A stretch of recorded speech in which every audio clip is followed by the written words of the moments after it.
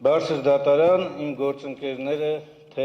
մյուս ուժերից եւ թե մեր ներկայացուցիչները հստակ ներկայացրեցին եւ ըստ էության հիմնավորվեց մեր դիմումով ներկայացված պնդումը առ այն, որ այս միջոցառումը ոչ թե ընտրություններ էր, այլ իշխող քաղաքական ուժի, որը իրեն վերագրել էր պետության կարգավիճակը, պետության եւ քաղաքական ուժերի պայքար էր։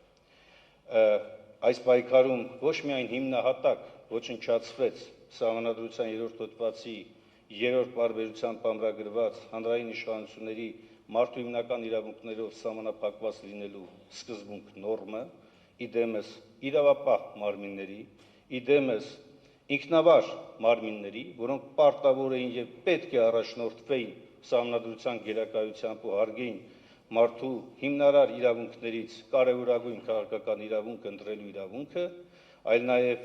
ամենագրեհիկ ձևով դա արտահայտվեց հատկապես Բարգավաճ Հայաստան կուսակցության նկատմամբ։ Ոչ միայն անհատական իրավունքի ոտնահարում էր, այլ նաև հավաքական քաղաքական իրավունքի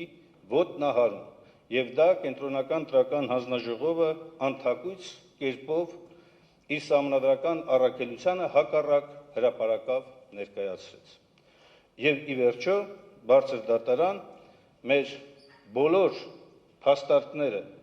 մեր բոլոր ապացույցներն ու պնդումները այդպես էլ մենք չտեսանք ողջամիտ հակափաստարկներով առարկայական հակադարձում։ Ավելին, նույնիսկ առանձին դեպքերում հաստատվում էին մեր այդ պնդումները, երբ որ թե նախընտրական քարոզչության, թե պետական ռեսուրսի անխնա օգտագործման փաստերն էինք վկայակոչում եւ Սահմանադրական դատարանն էլ չբավարարեց մեր միջնորդությունները նույն սոցիալական, թոշակների եւ առողջապահական մասով որպես կարևորագույն ըստ էության պետական կաշառքի ձևի ուսումնասիրության առարկա դարձնել, մերժեցիք բարձր դատարան այդ տվյալները ստանալը, այնուամենայնիվ ես ուզում եմ հրապարակել պաշտոնական հրապարակված թվեր, Անահիտ Ավանեսյանը ասուլիսի ժամանակ մատնանշում է, որ 2000 ամփոփում եմ 2026 թվականի առաջին կիսամյակում հնչեցված թվերի համաձայն 66%-ն է կազմել առողջապահական ապահովագրական գումարի ծախսը,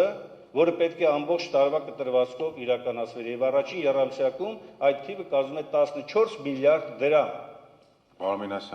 Առաջին կիսամյակում